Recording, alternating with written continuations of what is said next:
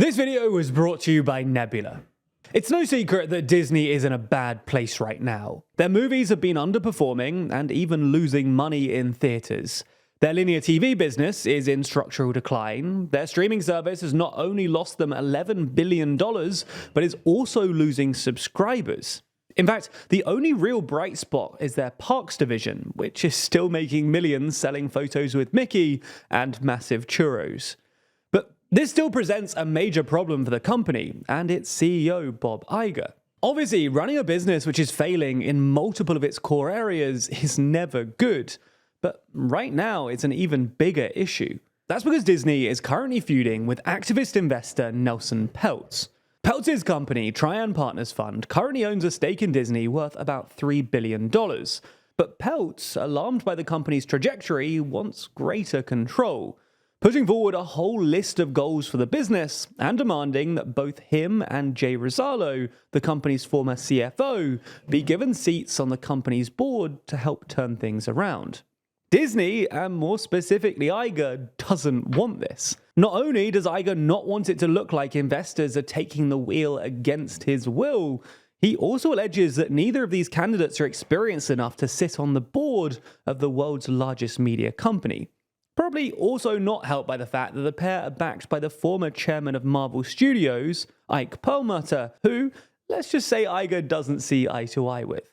All of this is expected to come to a head on April 3rd, when Disney's 2024 shareholder board meeting is set to become a battle for board seats. Iger really doesn't want to see Peltz or Rosalo's appointments, so he's very keen to prove to shareholders that he's turning the company around, and as such, new external board members just aren't necessary. Now, in order to prove this, the latest earnings report, filed last week, was always going to be very important. The numbers filed in that report, alongside the company's slate of quarterly investor announcements, would set the stage for this showdown. If investors like what they saw, they might decide to back Iger, but if they didn't, they could back Peltz's vision for change. So let's get into what we learned from Iger, his plan for the future of Disney, and assess whether it could be enough to fend off Peltz.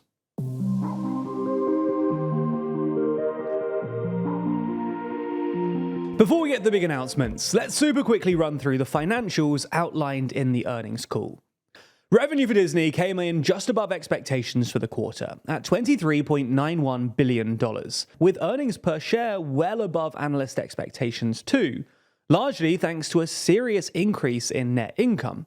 This, coupled with their goal to cut costs by $7.5 billion by the end of 2025, has set the company up for a strong Q1. When it comes to new announcements though, they broadly break down into three categories: content, gaming, and sports. So let's run through each one. It's so obvious that it almost goes without saying, but content is king for Disney.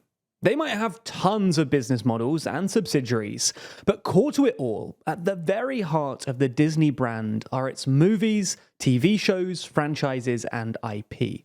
The thing is, though, that Disney has been struggling in this area lately. Last year's slate of movies almost entirely flopped, with even tentpole content falling short of expectations.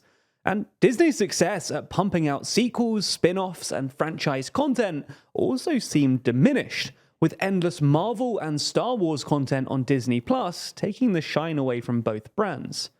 So what is Disney's content plan for 2024? Well, they seem keen to get a handle on their sequels and IP plays.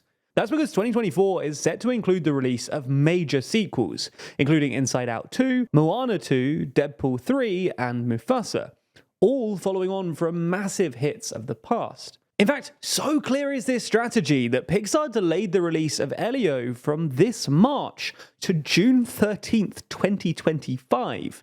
A move which not only allows the studio to focus on the newly announced Moana 2, set to release this Thanksgiving, but also prevents an expensive Pixar movie based on a risky new IP from releasing right before that investor showdown. So there's a clear focus on existing IP, but it's about more than that. Moana 2, announced at the quarterly earnings call last week, was originally meant to be a TV series for Disney+. Following on from the massively successful movie, actually 2023's most watched movie on streaming across all major platforms, despite being released 6 years ago, The Moana TV show was designed to bring attention and streams to Disney+. The thing is, though, that with the focus at Disney moving away from the beleaguered streamer, spending a reported $150 million on one season of an animated TV show seemed a little excessive. So the decision was made to turn it into an official sequel for theatrical release. This is rather telling, right? Disney is decreasingly interested in their old streaming strategy and increasingly desperate for a theatrical hit. The question is whether this will actually resonate. Recent sequels and IP plays haven't consistently worked for Disney lately, so these sequels aren't guaranteed to perform any better. Disney also just really needs to get its creative spark back, and if it can be done with these sequels is yet to be seen. But they need to be good. Another issue is that turning TV content into movies isn't necessarily the best strategy in the modern streaming age. As streamers increasingly push towards an advertising-led model, they don't just need subscribers. They need subscribers who are going to watch a lot of content and therefore a lot of ads. So while Moana 2 might kill at the box office, it's still going to be a 90-minute movie rather than hours worth of TV content. So this could make its long-term streaming success more difficult, even given the dominance of the original on streaming. One other notable content announcement was that Taylor Swift's Eras Tour will be streaming exclusively on Disney Plus from March 15th. Conveniently, just long enough before the Peltz meeting that viewership numbers should already be in ahead of the meeting. Numbers which, given the enormity of Swift, should look pretty impressive. Gaming has been a difficult spot for Disney for a while now. Despite being the biggest media brand in the world and owning some of the biggest IP, often aimed at children, Disney has never really gotten a good grip on gaming. Sure, they've found some success in licensing their properties to gaming companies, but they've also managed to kill their own gaming division and murder a handful of other gaming companies they acquired along the way. Will my heart ever find its way back home? Anyway, Disney is hoping that they can turn this around. This time, rather than going it alone, they're partnering with powerhouse Epic Games to develop an expansive and open games and entertainment universe. Disney also announced that they'd invested $1.5 billion into Epic as part of the deal. Other details are scant here, but it does sound like a pretty decent plan. In fact, it's not even the first time that Epic has done a deal like this. Following a $2 billion investment from Sony and Kirkby, an investment company led by the family behind Lego, Epic launched survival game Lego Fortnite to much success earlier this year. Now, Disney will be hoping that this deal will do a similar thing, not only yielding massive profits, but also allowing a new generation to connect with their brands and IP in a new way. It's also clearly a play towards the metaverse and the future of gaming, bringing some of the magic and success of Disney's theme parks business to the digital world, something that they hope will be on trend and popular with investors. Finally, and to much fanfare, Disney announced major new plans for their sports business alongside Warner Bros. Discovery and Fox last week. Their plan is to launch a new streaming service of sorts, which will bring a whole bunch of sports services into one, including ESPN, TNT, and Fox Sports. This new, as yet unnamed service would allow subscribers to watch the live feeds of all of the included channels, and would be co-owned by the three companies, with each taking a third. Again, the exact details aren't clear at this stage, but it does sound like a pretty good idea, with some potential flaws. One upside is that it allows Disney to fully digitize its massively valuable ESPN asset. ESPN might make a killing from cable companies, but with the cable market in systemic decline, Disney is obviously keen to bring ESPN online. The risk with that, though, is that if it's too successful, this new service could risk hastening the death of cable, which could actually lead to Disney making less money from ESPN than before. As such, pricing the new service that attracts new non-cable subscribed customers without cannibalizing its own market will be crucial. Another upside, though, is that as a co-owned joint venture, and one that will require a ton of investment, Disney will be able to dump the cost of this new content production on this JV. Now, the technicalities of this aren't important, but moving these costs below the line helps Disney to improve its perceived profitability and should impress investors. In fact, this might be especially important given the Peltz situation, with this announcement not only showing a big new vision for sports, but also helping to improve long-term profitability, which could fend off future Peltzes too.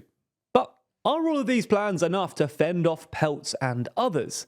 Well, you'd have to ask him. And fortunately, he's not being quiet, saying after the announcement, it's deja vu all over again. We saw this movie last year and we didn't like the ending.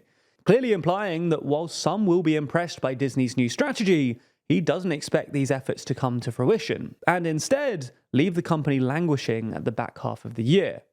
In response, Iger remarked in an interview that the last thing we need right now is to be distracted in terms of our energy by an activist or activists that frankly have a completely different agenda and don't understand our company, its assets, even the essence of the Disney brand. Ultimately, we'll have to wait until the showdown in the spring to see if the investors are on Peltz's side or Iger.